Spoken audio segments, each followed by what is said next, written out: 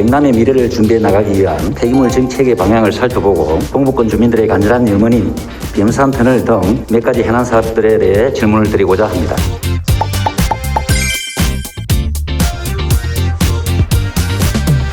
이것 말고도 폐기물의 종류가 다양하지 않습니까? 경남은 특히 제조업종이 많기 때문에 사업장 폐기물이 더 많이 발생되고 있습니다. 그리고 발생량뿐만 아니라 처리 과정도 중요한데 일본 폐기물과는 처리 과정이 좀 다릅니다. 실질적으로 우리 도내에 자갈을 빼면은 소각업체는 두 군데밖에 없습니다. 소각의 종류는 일반 소각과 고온 소각으로 나뉘는데 일반 소각은 850도 이상 온도에서 소각하여야 하고 고온 소각은 1100도씨 이상 온도에서 소각하여야 하는데 도내에 고온 소각장이 없다는 사실을 알고 계시는지요? 도내뿐만 아니고 부산시까지도 지정 폐기물 중 1100도씨 이상에서 소각되어야 할 소각장은 단 한 곳도 없다는 사실입니다. 경남은 산업의 구조적 특성상 생산 과정에서 유해물질을 포함한 지정 폐기물이 상당히 많이 발생되고 있습니다. 하루 평균 경남 도내에만 지정 폐기물이 약 1000톤가량 발생되고 있습니다. 전체 생활 쓰레기 발생량의 3분의 1 수준입니다. 화면에 보시는 이 업체는 도내에서 유일하게 지정 폐기물을 매립 처리할 수 있는 업체입니다. 그러나 전체 4공구 중에서 1, 2공구는 이미 수년 전에 매립이 완료되었고 그나마 매립이 가능한 4공구마저도 잔여 매립 기간이 1년도 채 남지 않은 상황이 되었습니다. 문제의 심각성에 비해 경남도가 그동안 너무나도 소극적인 자세로 방관해 왔다라고 밖에는 생각이 들지 않습니다. 경남도는 폐기물 처리 기본 계획을 수립하면서 폐기물 종류별 발생량에 대한 관리 목표량을 설정한 것으로 알고 있습니다. 지난해 연말에 수립한 자원순환 시행 계획에 나와 있는 그동안의 관리 목표량과 실적에 관한 자료입니다. 자료를 보시면 2018년 기준 사업장 배출 시설의 폐기물의 경우 관리 목표량 대비 67%가 초과 발생되었고 지정 폐기물 역시 60% 이상의 목표량을 초과해 발생된 것으로 나와 있습니다.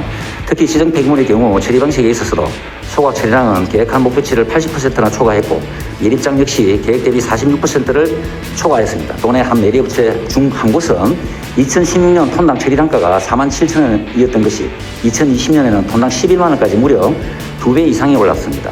소각업체 역시 2016년 톤당 비용이 16만 원에서 2020년에 23만 원으로 1.7배가 올랐습니다. 이 사업장 폐기물에 대한 부분에 대해서 관에서 하느냐 민에서 하느냐 이렇게 옥신각신 하다가 결국은 민간 업체가 다 하게 됨으로써 지금 이제 우리 대한민국에는 관에서 하는 사업장 지정 폐기물에 대해서는 업체가 한 군데도 없습니다. 가장 큰 걸림돌은 폐기물 처리 시설이 대표적인 민비시설로 인식되고 있다는 것입니다. 그렇다 보니 민간에서 하는 업체가 이 모든 것을 감당하기가 너무 어려운 것이 현실입니다. 지역마다 처리시설을 개별적으로 만드는 것은 사실상 불가능하다고 봅니다. 그래서 폐기물의 집화, 분류, 재활용, 소각, 매립 등이 종합적으로 이루어질 수 있는 특화단지를 조성한다면 그리고 이러한 시설과 함께 지역발전을 위한 기반시설과 편의시설을 함께 조성한다면 지역 주민들과도 충분한 공감이 이끌어낼 수 있다고 생각합니다. 중앙부처 협의를 통해서 법적, 제도적, 재정적 지원 근거를 마련한 후 폐기물 특화단지 조성 필요성을 검토하도록 하겠습니다.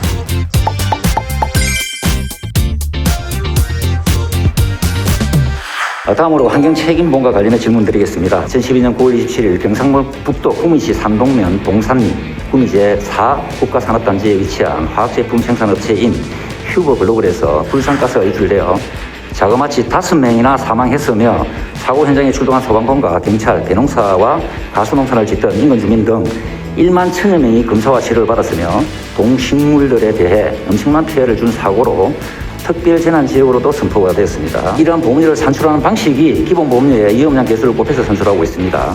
그리고 이러한 위험량 계수는 쉽게 말해 해당 업체가 얼마나 위험물질을 보관 처리하고 있는지를 계산한 것이라고 보시면 됩니다. 그런데 지금의 환경책임보험은 실질적으로 업체가 보관하고 있는 양이 아니라 연간 취급한 무게치를 기준으로 하고 있다는 것입니다.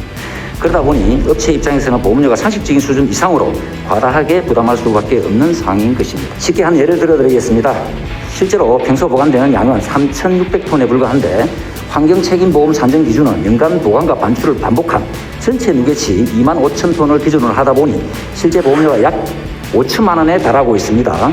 그런데 이를 실제 보관량으로 기준으로 하면 5분의 1 수준 1천만 원으로 줄어들게 된다는 것입니다. 2019년 말 기준 환경부의 환경정책보험 운영결과서 상위 손해율은 2.89%에 불과합니다. 다시 말해 100만 원의 보험료를 받으면 3만 원도 보상이 되지 않았다는 뜻입니다. 본 의원이 알아본 바로는 대기업 정유사에서 발생한 사고를 제외하고 최근 3년간 보상액이 6,800만 원이 전부입니다. 환경책임보험 설계 당시 민간보험사의 측정 이유는 5%로 논의했지만 실제 이유는 약 30%에 달하고 있는 실정입니다. 사고 발생 책임에 대해서는 엄격하게 대응해야겠지만 제도적인 기준은 합리적이어지지 않겠습니까? 의원님 말씀하신 그런 불합리한 부분에 대해서는 우리 도에서도 제도 개선을 환경부에 건의토록 하겠습니다.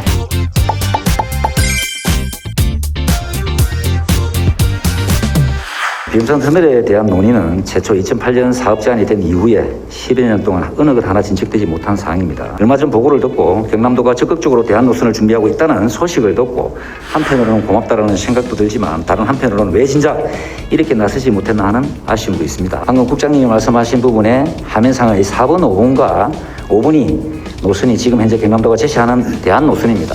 하나는 토ල් IC에서 진례 IC를 연결하는 구간이고 또 하나는 토ල් IC에서 남진례 IC를 연결하는 구간이 되겠습니다. 사실상 그동안 갈등의 당사자인 창원시와 김해시가 경남도가 제안한 노선 안에 대해 전적으로 동의했다는 것은 가장 큰 문제를 해결했다고도 볼 수 있습니다. 비움산 터널은 창원과 김해, 밀양, 양산 등 동부 경남 전반의 교통, 물류 산업을 연결하는 동남권 메가시티의 중심 노선이라고 해도 과언이 아닙니다. 김해시, 양산시, 밀양시의 전체 50명의 시의원님들께서 간절한 의지를 담아서 서명한 바로 그 서명부입니다.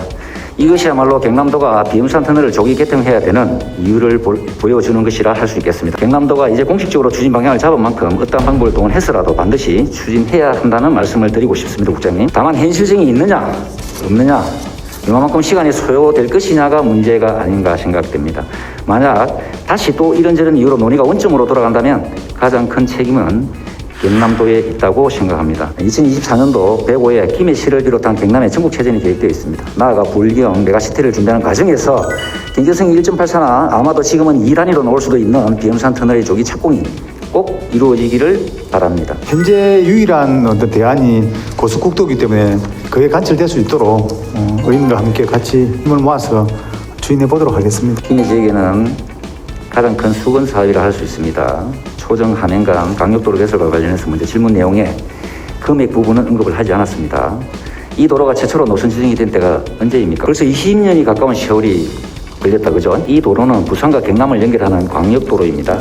그래서 실제적인 시행 주체가 경남도가 되어야 함에도 당초 사업 시행 해박을 김해시 주도로 추진되다 보니 다소 안타까운 부분들이 많은 것이 사실입니다. 현재 전체 구간 중에서 암막 IC에서 함행 IC까지 1단계 구간 사업이 완료되었고 남은 구간이 초정 IC 구간이 남았습니다. 보시는 화면은 초정 함행간 도로 개설 사업을 추진할 당시에 이거는 최초 해박스입니다. 체결한 해박스입니다.